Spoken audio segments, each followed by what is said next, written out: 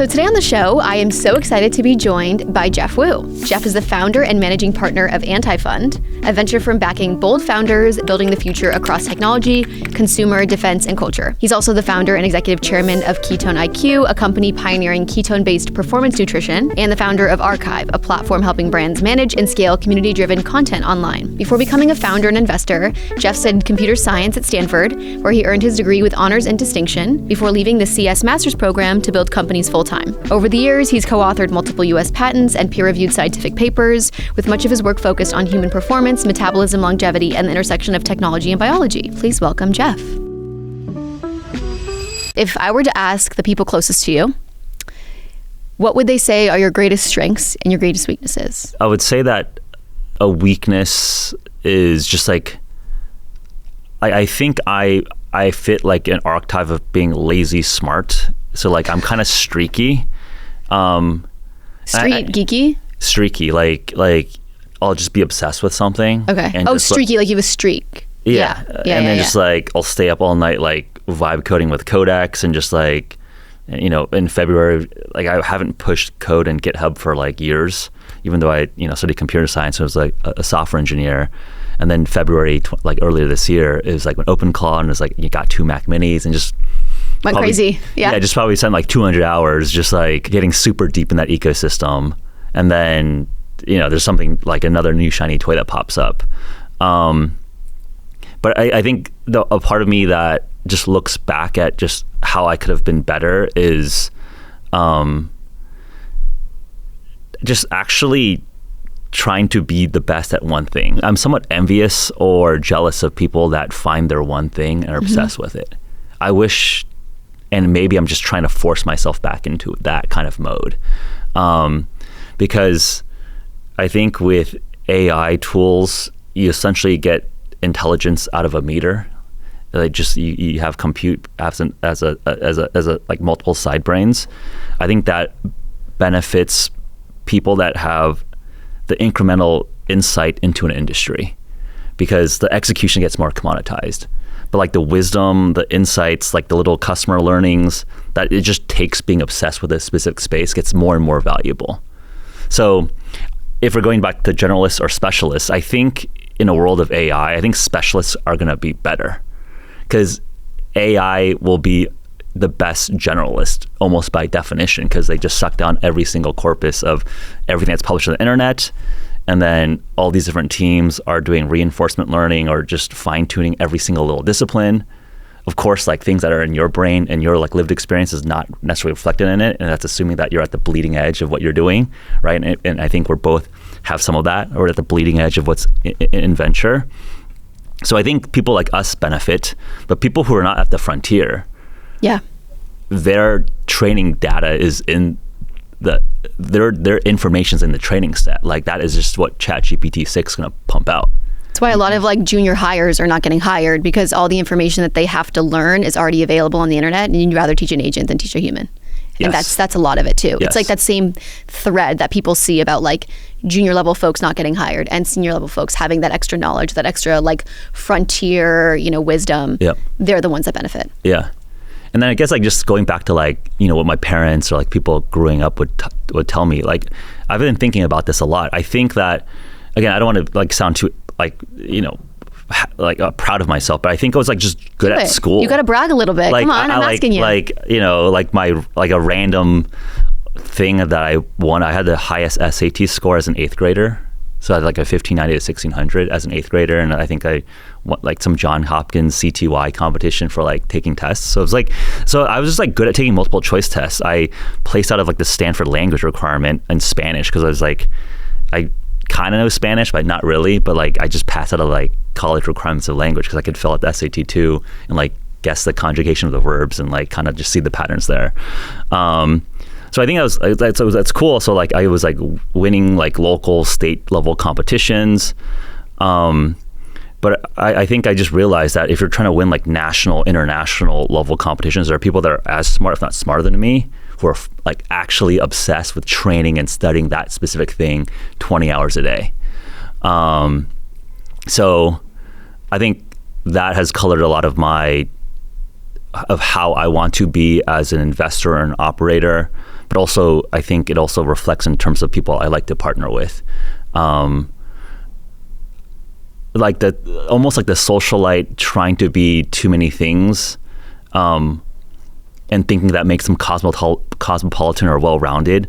Almost like it almost feels like to me like that's a aristocratic affect that people want to present, but I just want to like work with like the hardcore obsessed autistic people who just want their one thing. And if I want to partner with people like that, I feel like I need to be like autistically focused on like my, one or two things. Well, then maybe this is like a good therapy session for you to start getting a little more focused. Yeah. Because it's like, it sounds like that's what you want, even though that's not what your day-to-day looks like now. Yeah. You have so much going on, which is epic, but it might help to be a little bit more like narrow if that's what you want. Yeah, no, I think that's something that, call. there are responsibilities and obligations that you got to like deliver, right? Like I think part of me is like stubborn. You got to just like win. And you got to round up everything that you're involved with. Yeah. But like now moving forward, just trim everything. Just focus. One thing I've learned talking to GPs on the show, and in my own experience as a GP, your back office is a signal. How fast you close deals, how clean the LP experience is, how your K1s land, investors notice all of it. The more buttoned up you are, the more likely they are to give you more money in the future. That's why I want to talk about Sidecar. Sidecar is the SPV platform built for fund managers who want institutional quality execution without hiring a full back office team. They'll review your deal within hours, handle full secondary transaction support, and give you transparent pricing up front. No platform carry. Also, your LP relationships stay private, which is super important. It is not a marketplace. If you're running a professional fund, your infrastructure should look like it. Sidecar makes that possible without the overhead. Check them out at sidecar.io/partners/trailblazers. What's your take? So you're a good person to ask this to as someone who is very high IQ. And I think that's pretty obvious from like the Stanford and the competitions. But you now operate in a world where like EQ is everything. Yep. Like you are, and we'll get into this all, but you're in very much like a celebrity adjacent world. I would argue celebrities are like the best storytellers and have the highest EQ, but maybe IQ isn't as relevant. What's your take on like what actually matters? Like now that you're outside the Stanford bubble, you're in the real world, you've built companies, you've invested in so many. Like what's your take on IQ versus EQ for the everyday person? What matters more? And then maybe more specifically, what you look for in founders? Yep. It's a good question because I think that what you have, you discount. So I think like an obvious answer would be like, and maybe you feel this and we can talk about like just like the dynamics of like venture investing. Yeah. I think there are a class of investors who are just mega high IQ, mega high socialite that do very, very well. You mean that have both? I mean, just like max out EQ, like you're a socialite. Oh, you're saying just a socialite. Okay, got it. Like I think the socialite VCs actually do quite well. Yeah. And why is that? It's because we are entering like a winner take all market of like, you need to be like the number one or number two AI company in its vertical. Everyone else is dead, right? It's like, you make way power more law money. To the extreme. Yeah, it's ultra power law. And I think, again, like maybe now, like Uber, you probably made a lot of money. If you're an investor in Uber, Lyft, you probably made okay amount of money. Every other ride sharing app, zeros. And I think it's that to the extreme now where you literally have $1 trillion AI companies.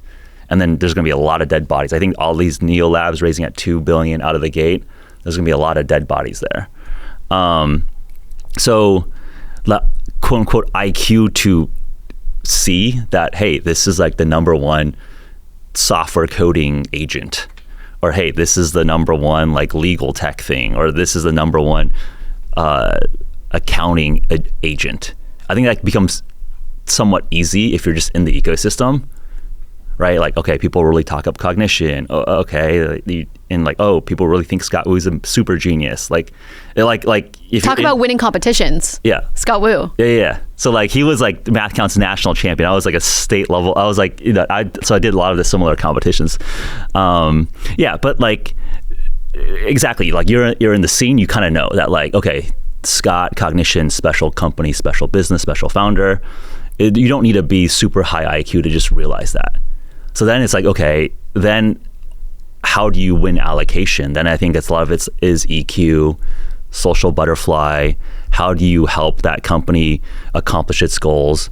And is that like you want to do European expansion? Do you have European banks that you can intro them to? Are there specific marketing verticals? for example, archive.com, they're looking to expand into influencer marketing and creator marketing. We were realizing that Anthropic, like Claude, actually uses a lot of influencer marketing to scale up their actual user base. It's like a very organic PLG creator marketing led approach. I don't think a lot of people actually know that. It's actually the first time that I've seen some of that stuff. It's pretty crazy. So you've seen it. We've seen it, but it's more recent too. Like I mean, at least maybe like I wasn't targeted for it for a while, but like I've seen it a lot lately. Yeah. So the person running that for Anthropic came from like, I think Notion, but also had like a lot of like consumer marketing background. And the notion of it makes sense because Notion ran that playbook for so long. Exactly. Yeah, so like just like gluing together the pieces, right? I think people in the broader ecosystem, I think, you know, we're close with OpenAI, you know, invested in multiple rounds there. They're like, it's a research driven org, right? And then we're just like telling about clipping and like some of these like basic things that we understand from a community or social side. And it's like, they're just like blown away. And it's like, you guys have like literally have one if it could be the most important company in our generation, if not in history. And it's like, the marketing stuff is actually quite simple, but like they're so big brain focused on AI research that they just like, we're like teaching them a lot of this stuff. But I think it makes sense because like ultimately technology should be in service of humans, and how do humans be influenced? I mean, we're all looking at other humans to help us taste make and truth find. So, you know, so like, you know, if we're able to help like someone like Scott and Cognition like buff up, or OpenAI buff up in those areas, which to me, like, I don't know if people think that being an influencer or marketing is like classically super high IQ. Yeah. I think people don't actually, even though it is. Yeah. That's my take. I think people think it's woo-woo versus they think engineers are very bright and they think marketers. That's like the tension where it's like, that's where it's like, yeah, it is like EQ to understand and have empathy towards how to get the message out to other people, but ultimately, like, you have to have some intelligence to even understand that's like an effective strategy and approach. Totally. But again, going back to your question, I think like the socialite VC is just like you become a heat-seeking missile, right? Like I think maybe that's like the best way to put it. I think there's like a class of VCs that are just really great heat-seeking missiles. Like, okay, this thing, Anduril, #1 defense neo prime. Everyone just chase it, and then it's like everyone's bombing Palmer Luckey and Trey Stevens and like begging, and then it's like who can be the best beggar to get allocation? Like literally, that's like some of the games that are being played. Well, you're an interesting person to ask this to because you guys were in Anduril's recent round. Yep. You've done OpenAI several times. Yep. Cerebras, you know, like before their IPO, I think you guys bought some stuff.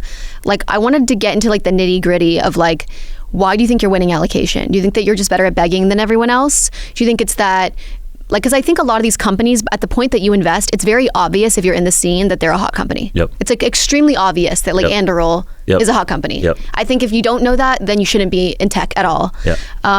So like, how are you getting that allocation? Is it the begging? Is it there's enough room because the rounds are big? Or is it the like celebrity GP thing? Because this is the thing, this is like my thesis, so I'm like selfishly asking this. Yeah.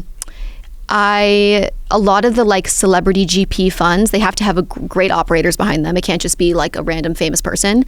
Killer operator plus the celebrity is like a deadly combo for getting allocation. And so I wanted to get your thoughts. Do you think I'm right? Do you think I'm wrong? How are you getting the allocation? I think you're directionally correct. The way I think about it is, I think the VC business is high class begging. It's fancy sales. That's what it is. Or not so fancy sales, I guess, because it's begging. So it's like... But it's on both sides, actually, right? Because I think when people always think of VCs as investors, but as you know, like we're also begging LPs to get the capital to then go beg the best founders to give them that capital. But obviously, I think it's obviously tongue-in-cheek, but there's truth to that like this is like the highest form of begging. But I think... So there's truth to that, but I think really it's how do you, I think the way I think describe it is that like there's just a cap table that there's 100% ownership of a business, and you need to show why you're more value add than the incremental dollar from any other person. And I think most VCs have zero value add. You wouldn't know it from their website though. You wouldn't know it. They all say value add. But I think if people were just more honest, like, hey, I'm just loading up money, that's like a pretty good product because everyone needs money. So I think if you're just like super authentic of what the direct value add is, I think a lot of the crossover hedge fund guys that are just moving billions of dollars, it is really hard to like fire $2 billion or $1 billion at a time, right? And I think that there's people talking about these like SPV bros running around, and it's probably like seen as like distasteful for a lot of like true operators or true founders or true investors. It's you're just like running around cobbling together random high net worth individuals and like moving $100 million. I think to a founder, it's like, I don't super care where the money comes from if like I don't expect any value add. I just need like $1 billion. If you can make it really easy to just dump $1 billion and you're fast, that's like enough of value add. So if that's your offer, that's also when the capital's so high that you can't get it many places. Like that's like the $1 billion. I mean, that's like insane. I'm also talking a little bit more like growth stage, medium size, or maybe they aren't raising such crazy rounds. And there is a lot of people that could contribute to the round. You know, like like we'll do like you guys just did like a B. Like you guys just did like Monaco's B. We'll get that as an example. Like pretty hot round. You know, but like there's a lot of people that could have written checks into that. So like how are you getting continued allocation? Because I think it's easier. I hear you on like these like giant rounds. Like anyone that is $1 billion, like thank you, I'll take that. It's hard to cobble that, but like it continues to be this like growth stage where these like celebrity GPs get their allocation when other folks get iced out that have strong networks, decades of experience in the business. And you know what I mean? So like my pitch is like basically, okay, these archetypes of companies, you have a founders fund, a Lux Capital, a Sequoia, a Benchmark in the mix. And you can take an incremental dollar from them or people that basically look exactly like them, right? Like if you have a Silicon Valley name brand firm and some Wall Street people, name brand firms, the next dude in a suit is basically the same network and value add as what you already have. It's a good point. They're all like slightly similar iterations. Oh, they're the same.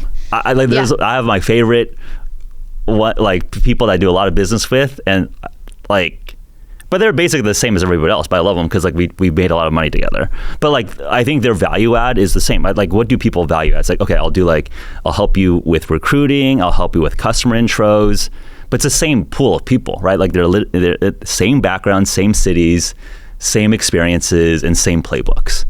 So I think it's actually quite easy for us, and I think I would say there's like a few. I would say like I think Alex Paul, Chainsmokers Madness, I think does a good job. There's a few of us that I think are doing it in a smart way.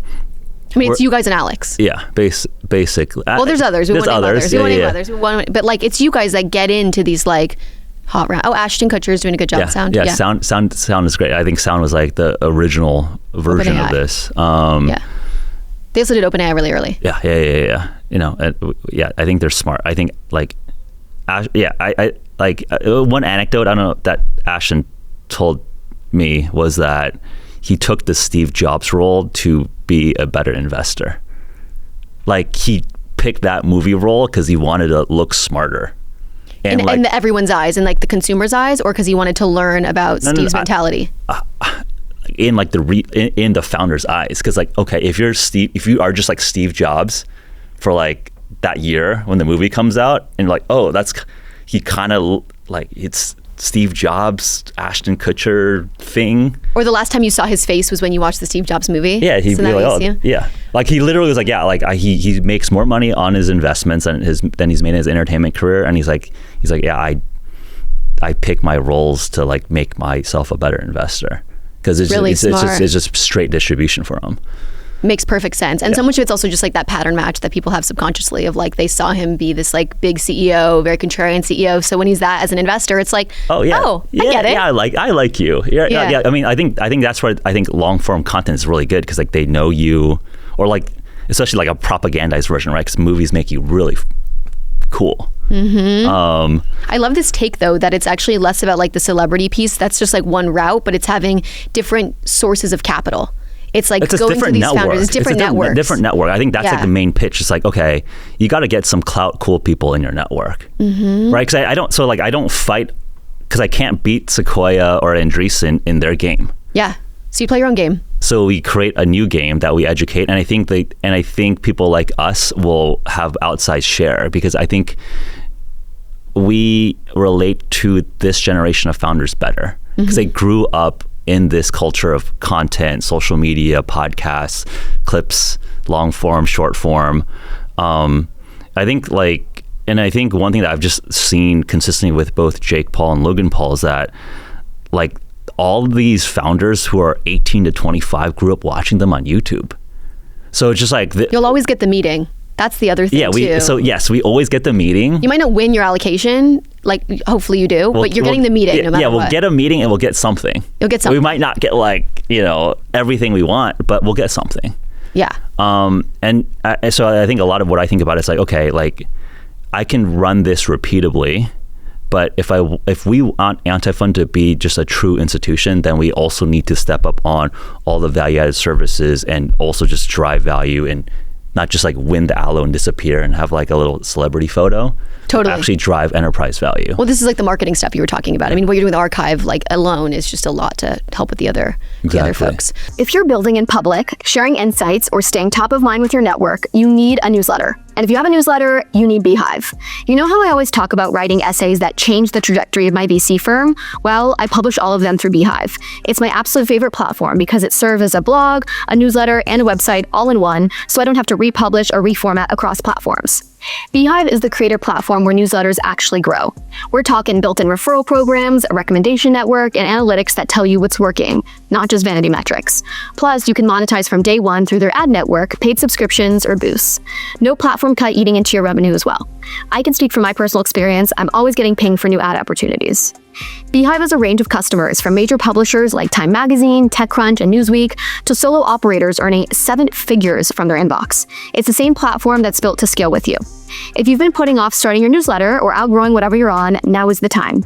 Go to beehive.com and use code Trailblazers30 for 30% off your first 3 months. So I have a confession.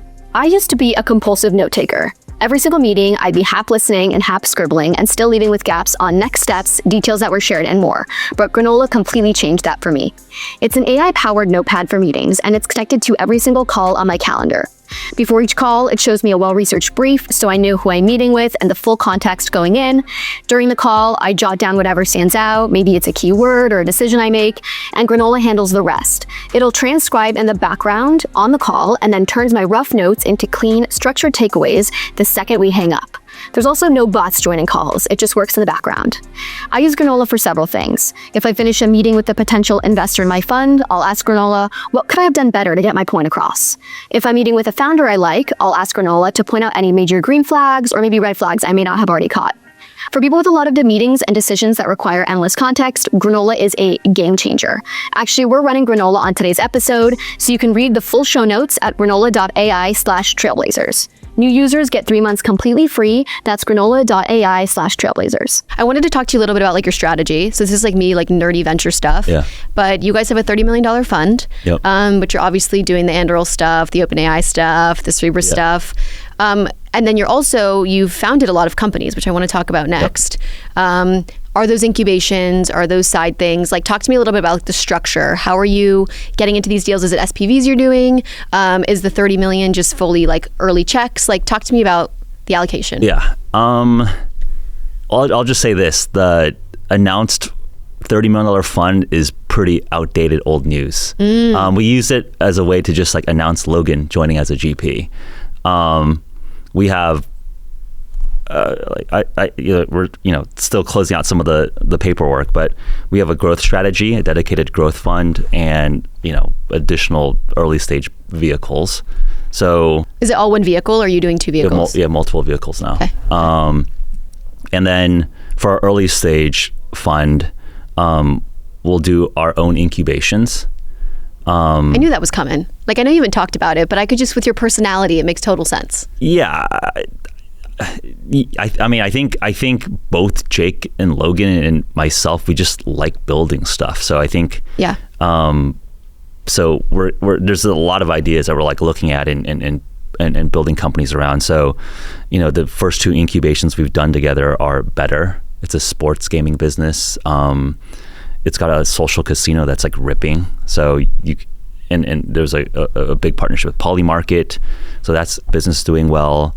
We launched a men's personal care brand, W. I saw that, yeah. Deodorant, body spray, kind of like an Axe, Old Spice direct competitor, and just really, a fresh new look for like just driving like young male confidence, because I think that like a lot of like the marketing that we saw was just like almost androgynous and just like kind of very just like neutered form of just communicating to the next generation of young men, and we felt strongly in terms of just having like a different way to speak to that next generation. But yeah, so I think there's, Logan's got something called Rip It in the collectible space that's launching soon. So those like we're excited about, because I think there's just such a good overlap on our audience, our know-how, and like in markets that we feel like we care about and I think are important and large. But like we've become like increasingly programmatic in terms of our investment process. So we'll do $250K initial checks and then 2 million plus conviction checks out of our early stage fund. And then from our do you skip any rounds, or you would do like a pre-seed, a seed, an A, a B, or do you like kind of skip one of those like middle? Because I see that a lot now. That's why I ask, because like a lot of folks will do like pre-seed, seed, and then they kind of like don't want to really compete at the A and they want to wait for more traction. So maybe they'll come in at like the B or the C. No, I think if we're going to double down, I think we'll triple down, quadruple down, quintuple down. Keep going. Yeah. All the way up. Yes. I mean, I think it's just like actually quite hard to raise those rounds, actually, right? Like I think there's a lot of, Which rounds?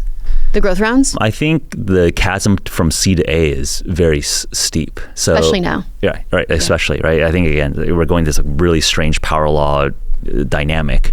But you're always going to be participatory, it's sounding like. Like you're not trying to be the lead check necessarily if you're doing a $250K first check. Right. And $2 million plus, in like an A or a B. Yeah. You're still not trying to be Sequoia or Andreessen. Those are not lead checks. You're trying to be their friends. Yes. And you're trying to just like get a piece, have this really interesting new network. Yep. On the founders cap table. Yep. And partner with them all the way up the stack. Yeah, 100%. Okay. Yeah, I would say like the incubations were much more of a control position, right? Just from the founding and just like initial seed capital. Yeah. We'll have ball control there, but usually, for our, I would say that like we're starting just, we do a lot with Lux Capital, Brandon Reeves. He's just, you should have him on. He's a legend. Yeah. We do a lot with Armand at Human Capital. Mm-hmm. We do a lot with Trey and Delian at Founders Fund. So like Delian came on a few weeks ago. Yeah, so I feel like there's just like, some folks that we've just gotten to know, build a track record, mutual track record with. And so like, so so I would say that like, I guess like we're not necessarily designed now to just be like leading these rounds, but I think from a co-lead or just a strong participation check, we're like that's what we like to do, and maybe eventually, or maybe just very shortly, we'll want to just continue to scale and lead. And on the growth side, right, we'll do like $5 to $30 million plus checks, and just hammer the winners. Love it. Pilot in. It's kind of like a Thrive vibe too, where it's just like you keep going and keep going and keep going. Like I think they have done a great job at showing that like when you have conviction in a company, you just like do not stop funding it all the way up the stack. When people ask us like who do we model ourselves to, like I think being deemed a celebrity fund is kind of a diss. Interesting. Okay. Because we don't like, obviously Jake's celeb. He doesn't need to be told he's a celeb VC, or Logan's obviously a celebrity. He doesn't need to be told that. It's like, no, we're in the capital business, and we just want to be the best investors we can be. Totally. And I say that like I like what Josh Kushner does, and I like what Neil Mehta does with Green Oaks. Like, and I think the biggest mistakes that we've made is just not hammering our winners. Mm-hmm. And that's what everyone says. That's always. Yeah. So so that's why we like, again, just you can't make the same mistake again. That's why hey, we're not just like skipping rounds. We're doubling, tripling, quadrupling, quintupling down every single round on the companies and the founders that we like to work with. Yeah, Neil's insane too. Neil at Green Oaks. I mean, that's a great comp, and it makes sense because it is just so high conviction. Yeah. How did you meet Logan and Jake? Like, how did this idea for a fund come together? Talk to me about that. Funny. It's definitely like an interesting story. So Jake and I originally connected probably 10, 11 years ago. So he was 17, 18. Like, I think he was already like a YouTube star. And do you know Corey Levy's Z Fellows? Of course. And so like Corey took Jake to Silicon Valley. So we joked. Like 10, 11 years ago kind of thing? Yes. Oh, wow. So we joked that Jake Paul was like the OG Z Fellow original. Because like Corey didn't have Z Fellows. I mean, but he's always liked the young stars. You know, Z Fellows thing, for people who don't know, they like really support sort of this like up and coming talent. Yeah. So Jake Paul is literally OG, like patient zero Z Fellow. That's so funny. So I knew Corey just, you know, also just kind of like in that kind of ecosystem because I think he's like here now, right? But like he was spending a lot of time in San Francisco. I think he's all over the place. But so Jake had his idea for his first startup, but he fell in love with like all the tech startups. You know, he was like visiting Uber, Twitter, Google, all the stuff that was like the cool companies 10, 11 years ago. And he's like, I should do startups. Like, I think he's always been like quite commercial and like quite entrepreneurial. So I meet him to consider investing in Team 10, which was his first startup, which was like the world's first like social media label. And were you going to be like an angel? Is that kind of so how he was raising his like first $1 million to do his like Team 10 seed round.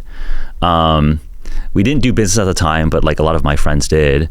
So we connected then, and then in 2021 during the pandemic, like I had started spending a lot more time in Miami, and then Jake also decamped from Calabasas to Miami. And this is going to sound like the most like Miami COVID story, but Lucy Guo and Elena Solanak. I don't know She's her. Chris Dixon's wife. Okay. So I knew Chris Dixon. Chris Dixon was actually an angel, a lead seed investor in Ketone-IQ back in the day. They were hosting like this party at manager Miles's house. So he runs Palm Tree Crew. Of course, with Kygo. With Kygo. Yeah. Miles Shear, right? Yeah, Miles Shear. Yeah. We love Miles. He's great. So you're kind of like already in the scene. Like, not really. But that's like the scene though. That's like the fun I was scene. But like I was on the nerd side because like Lucy was definitely more. She's cool, obviously cool, but like I think she came. So it was like this weird combination of like the Silicon Valley nerds combined with like the entertainment people, and everyone was. But look at you've all become that now. Like you and Lucy are now the like entertainment also nerds. Yeah, so I think I don't. Yeah, it would, but I would say like the worlds have mixed and merged, but like so like it was like a bunch like my friends started Ramp, so it was like me and the Ramp founders like Eric or Kareem, which one? Eric was there. So I met Kareem and and Zach Frankel at an MIT high school summer camp called RSI. So it was like a super nerd, super selective camp for like a top 50 or top 75 like science research high school competitors. So we're like there's a lot of my peer set there were like winning the international science fairs and like the Siemens Westinghouse competitions. So like I guess I got into the VC game because I was my first angel investment ever was in Paribus, which was the precursor company to Ramp. So like I feel like my biggest like angel clout brag is giving Paribus, Eric Glyman, and Kareem Attia the YC recommendation because they were Harvard guys. I was like already starting. I went to YC right after Stanford, so they were like, "Oh, how do we do this startup thing?" Because they were like, I think Eric was a consultant, and I think Kareem. I don't know. I think they were both consultants actually, but they wanted to get into the entrepreneurship game. So I was like giving them a little feedback and like pushing them on shipping faster. I think like Kareem and I still talk about like you were like helpful to just like push them to ship because they were like very scared to like push live. But anyways, I was like staying with the Ramp guys actually when I was in Miami, and so we show up at this Miami party thing, and it was like some tech people, and then like some like random celebrity type people, like some DJs, some NFL players, and Jake Paul. And the beauty of Miami. And then just reconnected with Jake at that party, and we follow up. And he I think he was at an interesting transition in his career because I think at the time he was pretty burnt out as a YouTuber. Like I think his story was that like he got super big through doing like a date. Like he was one of the first daily vloggers. So I think he did like 1,000+ days in a row of just like shipping like long form vlogs. And I think the nature of that game is that you got to do more extreme, more absurd things to like keep that momentum and pace going. And I think he was just like burnt out. He just couldn't do more stupid, clownish stuff. Because I remember like the first conversation, hey, like what's your like favorite YouTube? He's like, oh man, like don't watch any of them. They're all stupid. But you know, we re-catch up, and he had 3 goals that year. He wanted to box 3 times and be a pro boxer. He wanted to do the splits. And I think the reason for that is like Logan's first viral video was like doing the splits. And he wanted to beat his brother. Yeah, I think he wanted to like also do the splits, and then he wanted to start a VC firm. And how did he even know? Like, I guess it was that COVID crypto-y kind of like hypey time where VC was really popular. Well, I think just since that like Team 10 and like kind of angel investing and like, so we got like the startup bug and kind of just like kept. So I think it was since he was like 17, 18, like he had that bug, but I don't think he had like the infrastructure and like the people around, like the partner to like actually like go for it like in earnest. So I think it was like just very interesting timing from my end and his end, because again, I haven't talked about it like on a show, but like like I started wanting to be a VC versus being an angel investor because I was staying in the same same like hotel suite in Miami Beach as the Ramp guys, and I just saw all the VCs come like pray at the Ramp altar, because people were like, oh like gotta invest in a Ramp. So I was just like, so I was sitting in San Francisco in my place, and it was just like super grim. January 2021, folks that were in San Francisco in that era, it was like just super shut down, super grim, right? California was a very harsh lockdown, like nothing was going on. Zach calls me and he's like, yeah, we just have an extra spare bedroom, just like come hang out. I'm like, okay, just book that out Friday and just come hang out for the weekend. And I was like, oh man, like like business is on, like Miami's popping, like it felt like soup. Like I just remember like walking into Miami and like people were like dressed up in like cocktail dresses, and like people were like out, and I'm like in SF, like in a hood, like you're just like scared to like see anybody, right? Like what a crazy like whiplash. Yeah.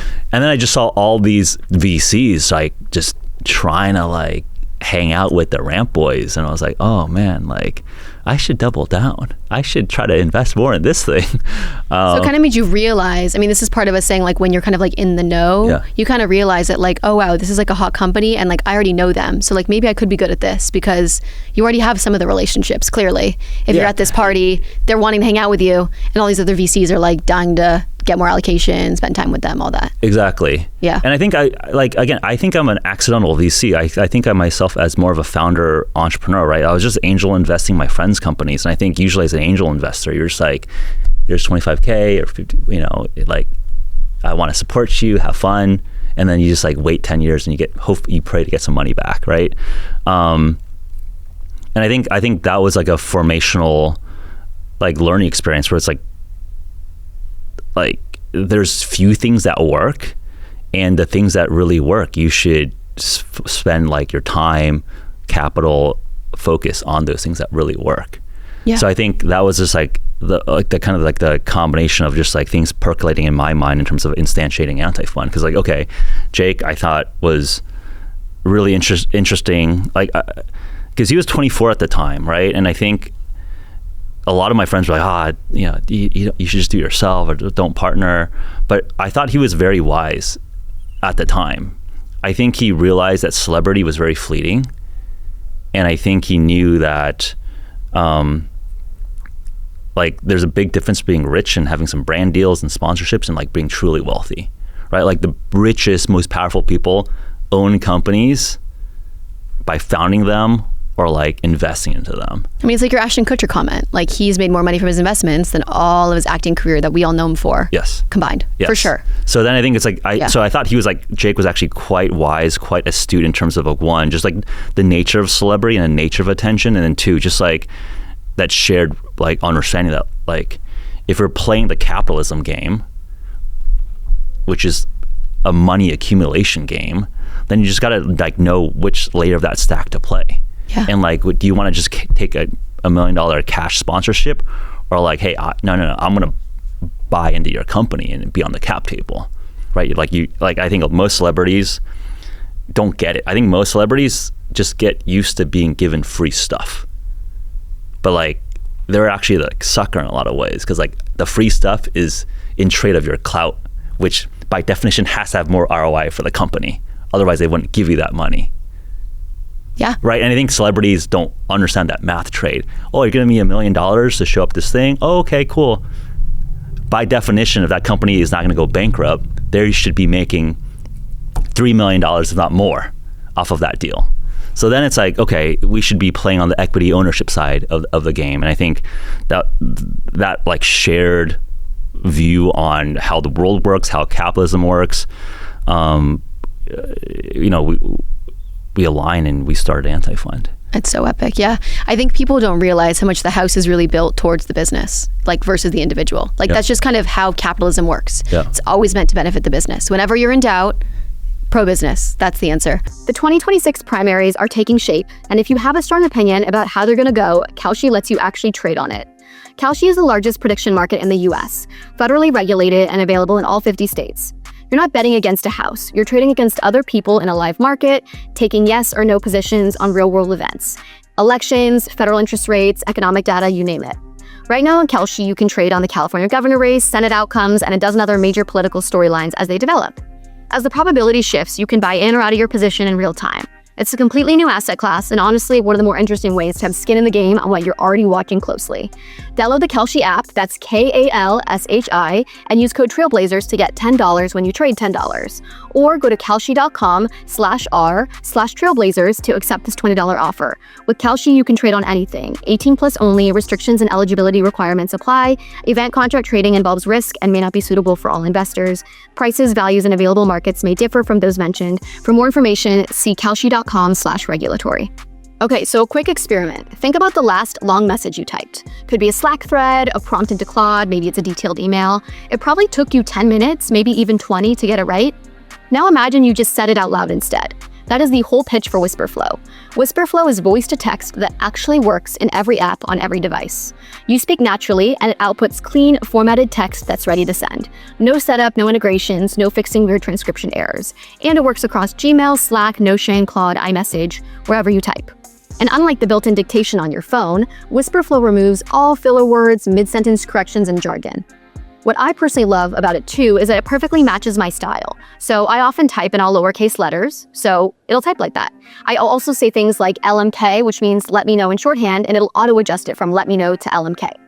Like many of you, I also do a lot of brain dumping into LLMs. So instead of typing it all out, I actually just speak my windy train of thought into Whisperflow, which is infinitely faster than trying to get my fingers to keep up with the pace of my thoughts. If you do any serious writing or just send a lot of messages and emails, using Whisperflow is a no-brainer. Get 1 whole month of Whisperflow Pro completely free at ref.whisperflow.ai/trailblazers. I want to ask you 2 quick questions. One, Antifund, like the name. Sick. Give me the TLDR on that. The credit to Antifund name goes to Jake. I think Jake is just, again, that's one of, I think, his special powers. I think he's like really good taste, really good consumer feel. He sent me Antifund and a couple other options. It was like Antifund, like that like I knew we had to just own the brazenness or like the weirdness of having like an internet YouTube boxer, multi-hyphenate be like a VCGP. Well, it's also just like this totally separate network concept you're talking about, sort of like anti what you think of as the funds. Yeah. You know what I mean? Like all the kind of wearing the suits, been around the block, Silicon Valley, like you guys are the opposite of that. So it's a different network. I think it's really obvious. Yeah, and I think I think the name is so important. I think being high in the alphabetical order is very interesting. I think like the 4 letters and 4 letters is like very symmetric in terms of how it looks. So I think in terms of a lot of like the details and just in terms of the name and the branding, and I think we've just like doubled down in that brand. That I think was like a really great just like founding decision, because I think what our mission, like I think most investors have no purpose like, other than making money. Like that's the truth, right? Like VC is a money making business. Like you are given LP dollars to give them more LP. You return LP dollars for like their endowment or just rich people to get richer, right? It's just like I don't have no moral judgment on it, but that's just like the truth of the underlying business. So I think a lot of these VC firms have like meaningless names, like, or just super generico names. Do you think that there's like a secondary or a tertiary reason for venture to exist or for like a firm to exist? Like you say, it's just money making, and I agree. Like that's everyone's North Star. Yeah. Make LPs money. Yep. It all comes back to that. That's all that matters. But do you have like a secondary or a tertiary goal with either the name Antifund or with the investing strategy? Is it like trying to educate people on like entrepreneurship? Is it just like, building cooler things, more connected things? Like, is there anything beyond making money? Because obviously for all of us, I think it's like being anti means like being super self-aware about it and super authentic about it, right? Because I think it's like if you're just like generico like tree or something, right? Right? Like those, or like someone's last name, like those don't really mean anything. Mm-hmm. Like there's no inherent meaning behind someone's last name or a tree type. So I think by forcing a name that means being iconoclastic, being rebellious, being against the grain, forces us to live up to that standard that we are naming ourselves to. Like there's clear values that come from it. Yeah. I mean, I agree with you. That's why I chose the name I did. Like, I think you want it to stand for something bigger than just you. Yeah. And hopefully maybe it's even like a change you want to see in the industry at scale. Yeah. Or like, and I think, because people are going to make money, and I think it's generally a good thing, right? Like people get money because they've provided something that other people want, right? So like I'm super pro-capitalist. I think that just drives all the progress.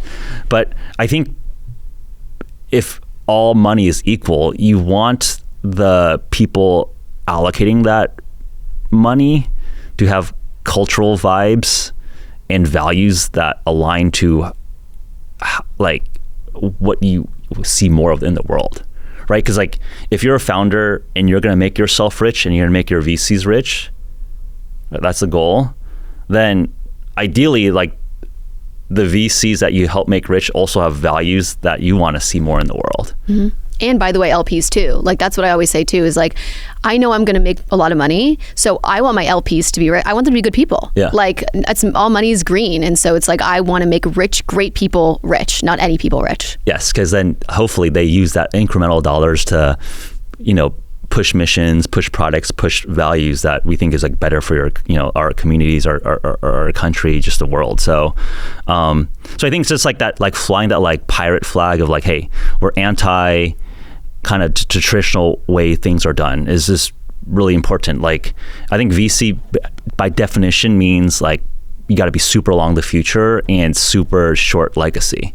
What do you mean by that, short legacy? Like we're betting that the next generation of young people are going to build better shit than the old people. Mm-hmm. Like if you don't believe that, then you get out of VC, get out of like startups, right? Just go work at an old company. Do the ways that things have been done in the past. So I think just having that like really strong clarion call for like, hey, we want people that aren't afraid to like fuck shit up and like break things. Because by definition, you have to break how things are done in the past to make a startup work. Totally. And you have to be naive enough often to like really believe that you can. Yeah. I love it. I want to hear about Ketone before we go to our like lightning round. Yeah. So this company started, you brought us. I feel like I'll drink it later. Yeah. Because it's going to be hard to open. But like tell us, this is a company you started 12 years ago? Ketone-IQ energy shots. Like give us the TLDR on what this is for. It's basically like, I think of it as like supplement to like caffeine or like some other kind of energy supplement that you would take, right? Yeah. Tell me. Well, ketones came from a military research program to enhance soldier performance. You probably heard of keto diet or fasting. Of course. Yeah. So like the way ketones work is that when you're fasted, your body runs through its sugar reserves and starts converting fats into its fuel. But the brain only can take small molecules through the blood-brain barrier. And fatty acids, like fat, is like too big of a molecule to cross into the brain.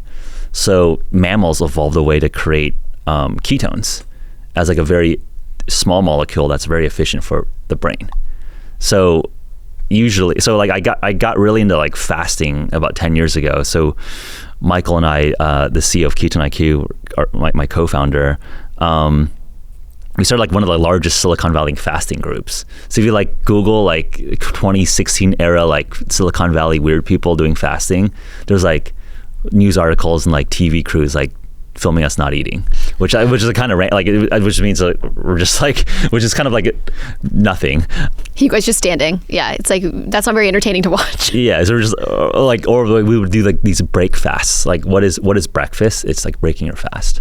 So ketones are just, what's in here is that you can drink ketones directly, so you don't need to be fasted or carb restricted to have the benefits of ketones. That's sick. Okay, so cool. And you have another CEO in place now, so you're like not spending as much time on this, or how much time do you spend on this company? Yeah, so my co-founder, so I was founder CEO, and then handed the reins to my co-founder, who's Michael Brandt, who's been running it for the last 5+ years, and he's killing it.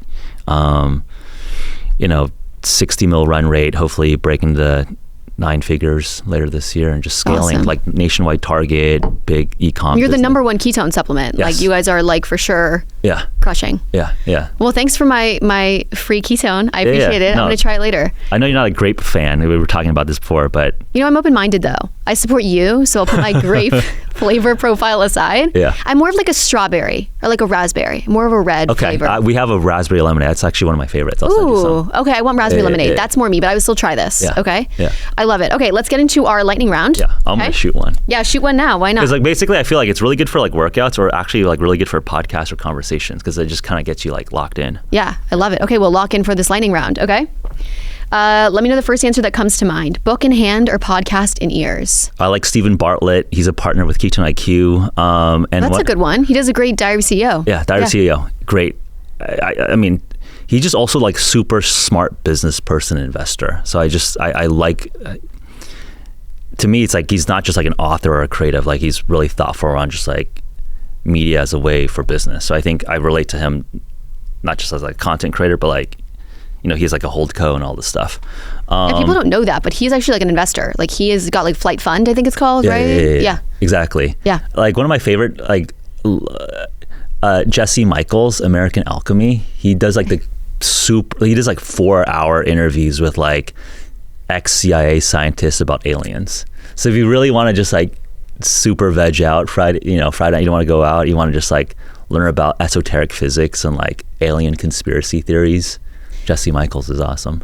Yeah, see, this is where your like high IQ, like Stanford stuff comes in. You're like, that's a fun Friday night, is listening to that. Oh, I just like, I don't know if it's high IQ other than like. Esoteric physics as a phrase is, I think, just like qualifies you as high IQ. You have to just accept. Okay.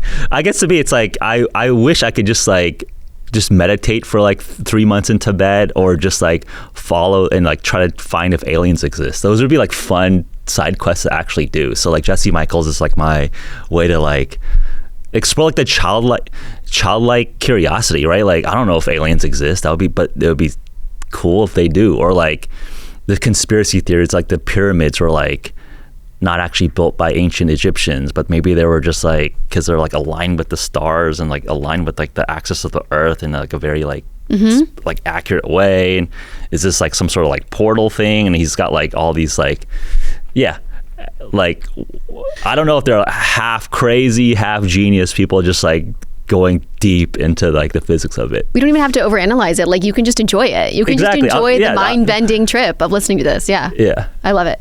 Hire slow or fire fast? It's really hard. I mean, I like ideally I try to do both. That's the hardest thing as an entrepreneur or a VC. Like firing people sucks. It's just like maybe like I guess I understand why sociopaths do pretty well in business, because like they don't think about it, they just do it. Yeah, you gotta do it. So I think part of me is like I think the best operators can turn on that sociopathy button, I guess. So because I don't like firing people, then it's like, okay, just hire slow. So I guess like, to answer the question, like hire slow so you don't need to fire people. Yeah, then you can like avoid the second part of the question altogether. Exactly. You never have to fire ever. Exactly. Okay, 10 small wins or 1 big moonshot? That's a good question. I think it depends. like the thoughtful answer is that I think if you're young in your career, and maybe this is for like people that are just up and coming, it's like get small wins under your belt. Like you do not want to be that moonshot like shooter and never hit that moonshot and you have nothing in your track record. So, and if you're young and you don't have that much experience or like just no track of winning, no one will believe that you have a shot to like. I think it's unlikely that you can come out of nowhere and have like and hit the moon. I think all the people that end up hitting the moon have like they have a bunch of base hits that give them the confidence, the resources, the network, the learnings, the battle scars that actually hit that moonshot. But I think for me now, I feel like I have enough stuff where I only want to work on moonshots, but I feel like it's a relatively privileged place. But I think I could get to that position because I just hit a bunch of base hits to get to a place where it's like, okay, I have resources and like the safety net to just swing big. And you have a resume, like you've had enough of those small wins, like you said, to point to. Yep. So the moonshot seems more believable at least. 100%. Yeah, I love that answer. Being early or being right? Being right. Okay, tell me more. Like being early but not right just means you're wrong. So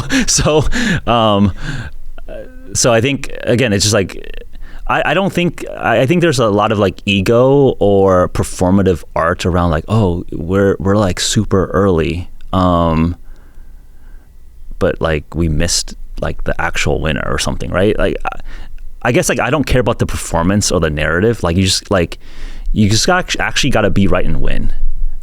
So obviously best is early and right, but if I could only choose one or the other, I'd just rather be right and pay up a little bit more. It's fine. Like if you're right, you will make a lot of money. You might not make 1,000,000x, but you'll make 1,000x. You might not make 100x, but you still make a 10x. Like I'll 10x my money any day, all the time. We'll have a great living. Totally. Like, what are we talking about? Totally. I think also that answer is so evident in your portfolio construction. Like how you think about investing is so much to do with your answer there, which is interesting. Yeah. You're being consistent. I appreciate it.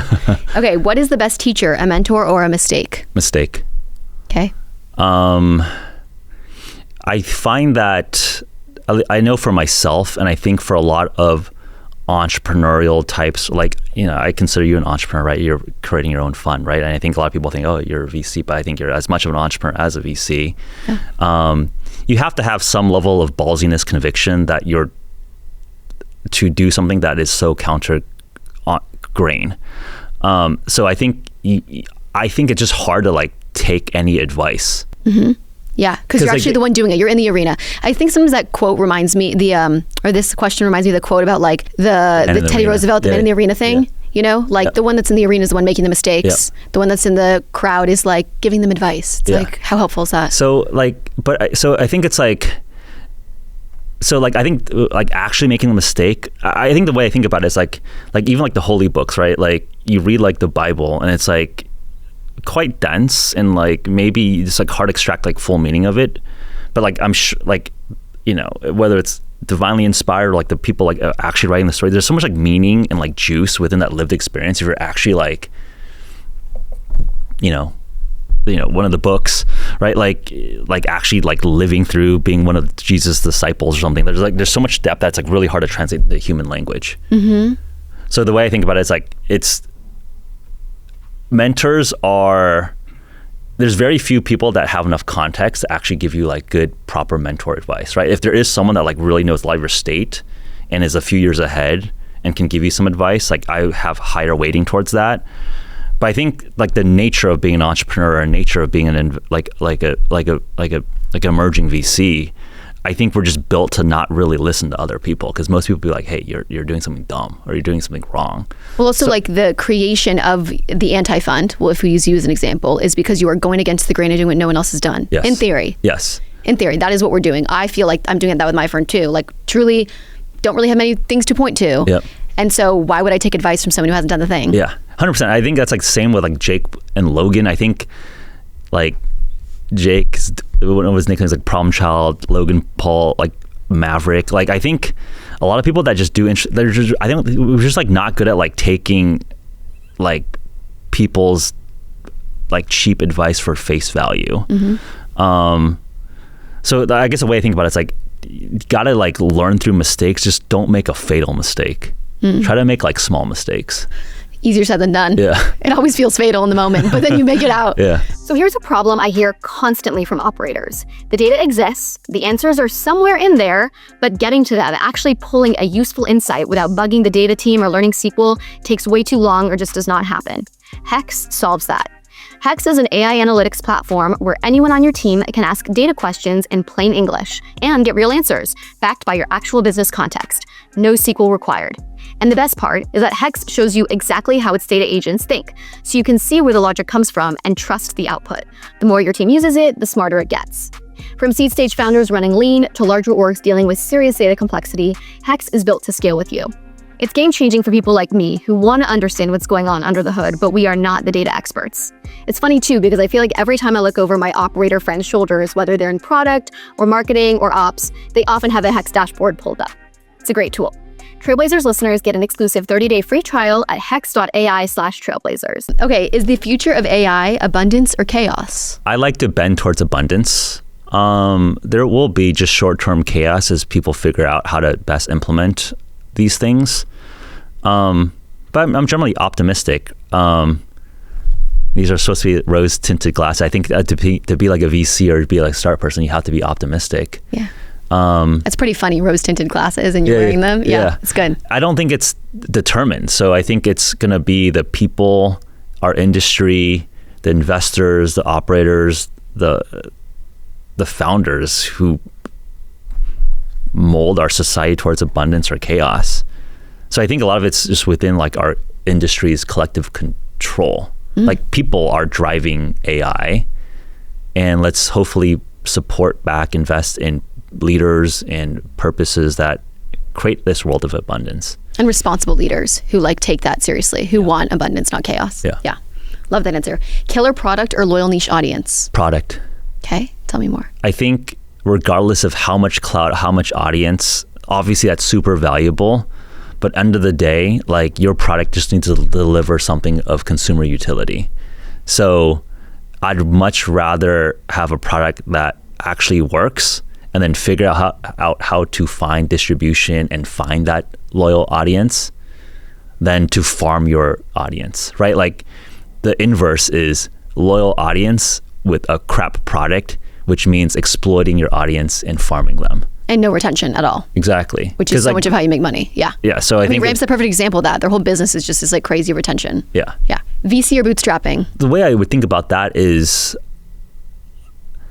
I don't like, to me, when I'm on the founder side, I just want smart, resourced up people to help me.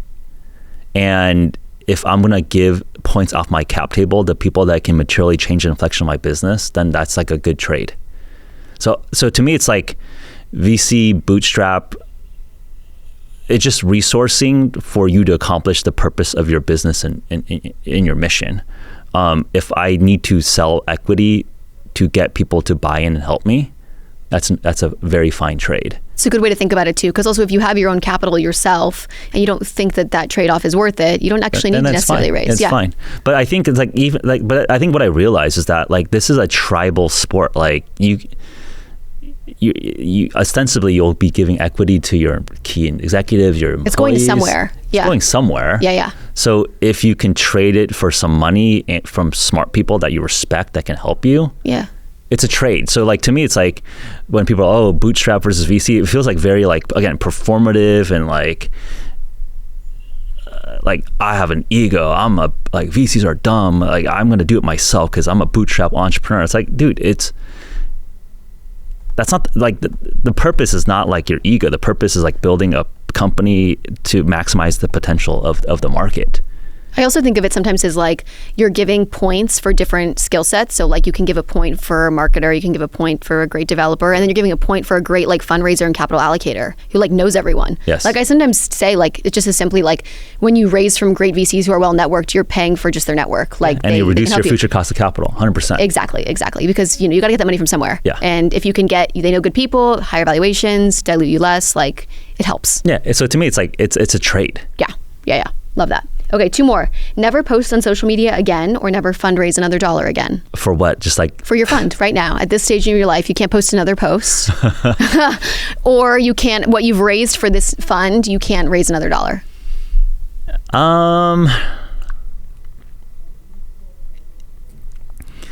I'd probably never fundraise again, actually.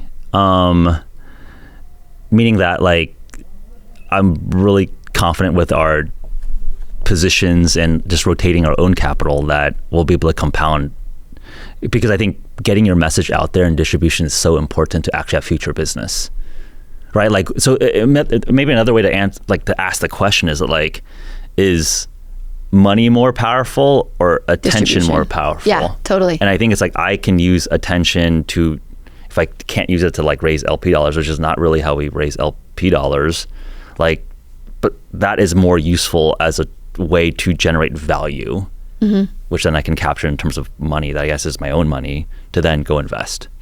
Yeah, there's also something to be said too, like that earlier comment about the small wins in the moonshot. Like, you've already collected enough capital, you've already connected enough like little wins that, like, if you just kept it all in the family and you guys kept reinvesting your own money, it would be okay.